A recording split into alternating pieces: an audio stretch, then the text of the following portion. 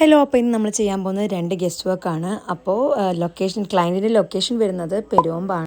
അപ്പോൾ വാനിറ്റിയൊക്കെ പാക്ക് ചെയ്ത് നമ്മളിനി ക്ലയൻറ്റിൻ്റെ ലൊക്കേഷനിലോട്ട് പോവാം. അതുപോലെ തന്നെ ഒരാൾക്ക് സാരി ഡ്രിപ്പിങ്ങും ഉണ്ട്. അപ്പോൾ അവർ തലേന്ന് തന്നെ നമ്മളടുത്ത് ബോക്സ് ഫോൾഡിങ് ചെയ്യണമെന്ന് പറഞ്ഞിട്ട് കൊണ്ട് തന്നു. അപ്പോൾ 6:55 ആകുമ്പോഴേക്കും നമ്മൾ ക്ലയൻറ്റിൻ്റെ വീടെത്തി, പോയതും എല്ലാം സെറ്റ് ചെയ്തു. ലൈറ്റും സ്റ്റാൻഡും ഫോണൊക്കെ വെച്ചപ്പോഴാണ് ഞാൻ ആളോട് ചോദിക്കുന്നത് വീഡിയോ എടുക്കുന്നതിൽ പ്രശ്നമുണ്ടോയെന്ന്. അപ്പോൾ അവർ പറഞ്ഞു ആൾക്ക് താല്പര്യമില്ല, വീഡിയോ പോസ്റ്റ് ചെയ്യണതിൽ ഇൻട്രസ്റ്റഡ് ആണ്.